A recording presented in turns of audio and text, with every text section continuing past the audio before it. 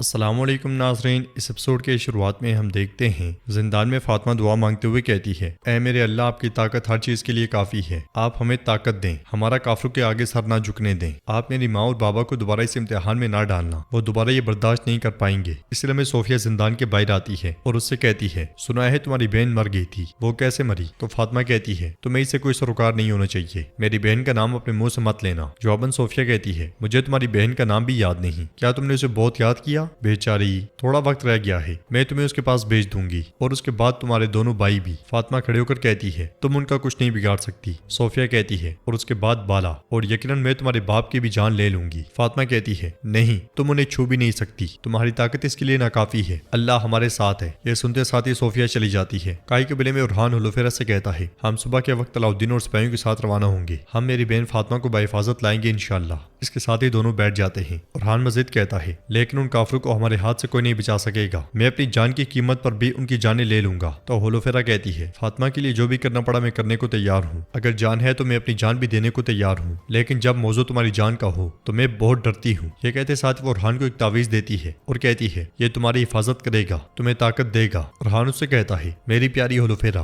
مجھے یہ تعویذ ضرور دو، مگر یہ بتاؤ یہ آیا کہاں سے؟ جواباً ہولوفیرا کہتی ہے، بازار میں جب مجھے فاطمہ کی خبر ملی تو مجھے ایسے لگا جیسے میرا دل پہاڑ کے نیچے کچلا جا رہا ہو، وہاں موجود ایک بوڑھی خاتون نے مجھے یہ تعویذ دیا۔ اس کے ساتھ ہی ہمیں وہ لمحہ دکھایا جاتا ہے جب اس خاتون نے ہولوفیرا سے پوچھا تھا، تم عثمان صاحب کی بہو ہو نا، تم پریشان ہو، کیا کوئی مسئلہ ہے؟ تو ہولوفیرا نے کہا تھا، مجھے بری خبر ملی ہے۔ یہ سنتے ساتھ ہی اس خاتون نے تعویذ نکال کر ہولوفیرا کے ہاتھ میں رکھ دیا تھا اور کہا تھا، تمہارا دل بہت پریشان ہے، یہ میری طرف سے تمہارے لیے تحفہ ہے، یہ تعویذ ہے، اللہ تمہیں تمام برائیوں سے محفوظ رکھے گا۔ یہ کہتے ساتھ ہی خاتون آگے بڑھ گئی تھی۔ اس خیال کے بعد ہولوفیرا کہتی ہے، میں نے اسے تھامتے ساتھ ہی اپنا دل ہلکا محسوس کیا، میں نے اپنے آپ سے کہا کہ ٹھیک ہے، فاطمہ کو کچھ نہیں ہوگا، یہ تمہاری بھی حفاظت کرے گا ارحان۔ یہ کہتے ساتھ ہی وہ تعویذ اس کے گلے میں ڈال دیتی ہے تو ارحان کہتا ہے، وہ خاتون حضرت خضر علیہ السلام کی طرح تمہارے پاس آئی۔ ہولوفیرا پوچھتی ہے، خضر علیہ السلام وہ کون ہے؟ تو ارحان کہتا ہے، حضرت خضر علیہ السلام جو حضرت موسیٰ علیہ السلام کے ساتھی تھے، اور ان کا ذکر سورۃ الکہف میں ہے، ضرورت مندوں کی مدد کرنے والی ایک بابرکت ذات۔ پہلے ہم فاطمہ کو بچا لیں، پھر کیا تم چاہو گی کہ میں تمہارے لیے سورۃ الکہف پڑھوں اور تم اس کے آیات سے سب کچھ جان لو گی کہ حضرت خضر علیہ السلام کون تھے؟ یہ سن کر ہولوفیرا کہتی ہے، میں ضرور سننا چاہوں گی۔ ادھر صوفیہ لوکاس کے پاس آتی ہے تو لوکاس کہتا ہے، بیحان نے اپنے بیٹے کے بدلے عثمان کو بھیج دیا۔ صوفیہ کہتی ہے، بہت خوب، شاباش بیحان۔ لوکاس پوچھتا ہے، تم کہاں سے آ رہی ہو؟ صوفیہ کہتی ہے، زندان سے۔ لوکاس کہتا ہے، چھوٹی شیطان کبھی ہار نہیں مانتی ہے نا، اپنے باپ کی طرح ضدی ہے۔ یہ سن کر صوفیہ کہتی ہے، لیکن میں ان سے زیادہ ضدی ہوں لوکاس، اگر تم اپنے دشمن کو اچھی طرح جاننا چاہتے ہو، جنگ میں اس سے ایک قدم آگے رہو گے۔ میں اچھی طرح جانتی ہوں کہ انہیں کس طرح دکھ پہنچانا ہے اور ان کی طاقت کیسے توڑنی ہے۔ اب بتاؤ بیحان نے کیا بتایا اور عثمان کا منصوبہ کیا ہے؟ اس لیے میں اس پہ وہاں بھی آتا ہے اور صوفیہ سے کہتا ہے، آپ کی بیٹی پوئنا کا خط ہے محترمہ۔ یہ سنتے ساتھ ہی لوکاس چونک جاتا ہے اور صوفیہ سے پوچھتا ہے، کیا تمہاری بیٹی بھی ہے صوفیہ؟ جواباً صوفیہ کہتی ہے، میری چھوٹی شکاری فرشتہ۔ لوکاس پوچھتا ہے، تم مجھ سے یہ کیسے چھپا سکتی ہو؟ تو صوفیہ خط پڑھتے ہوئے کہتی ہے، لوکاس، میرے بارے میں تم کو ابھی بھی بہت کچھ جاننے کی ضرورت ہے۔ لوکاس خوش ہوتے ہوئے کہتا ہے، پوئنا، اس کا مطلب ہے میری ایک بانجی ہے، کیا کہہ رہی ہے وہ؟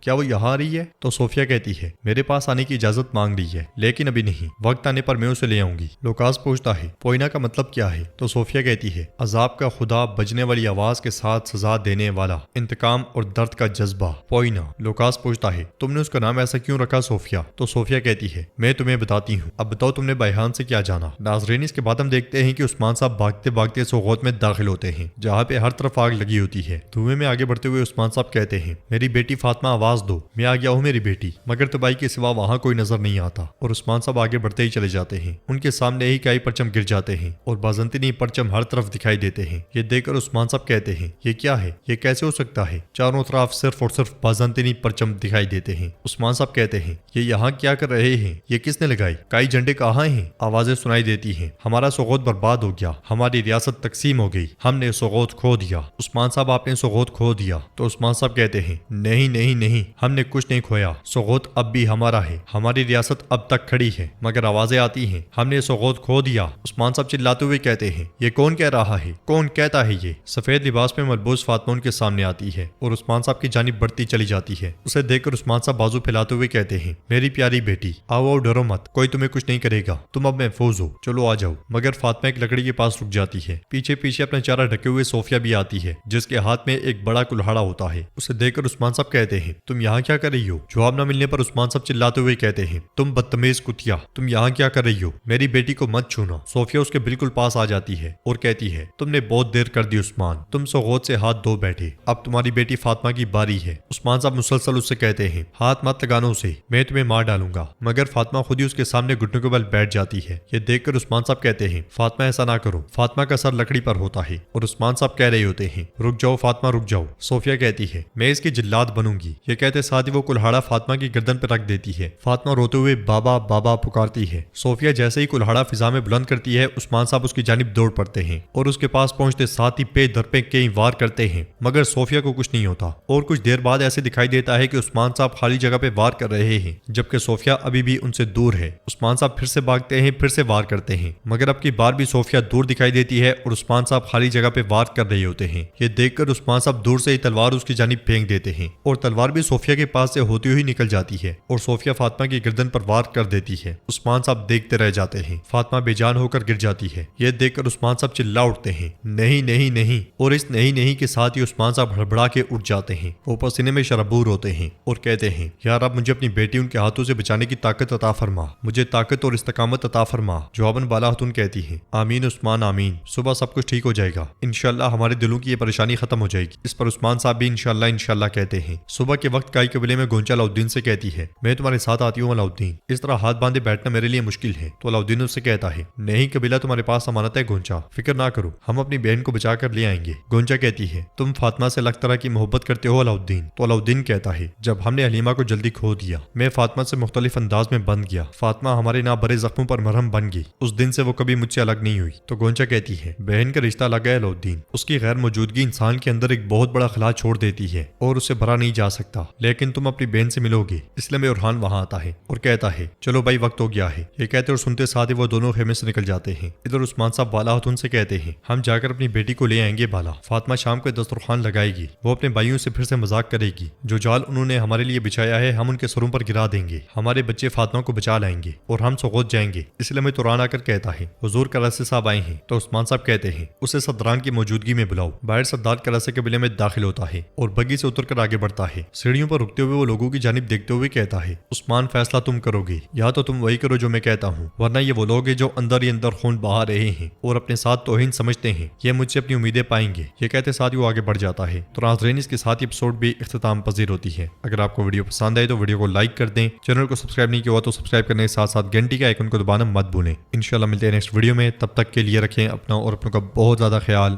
اللہ نگہبان۔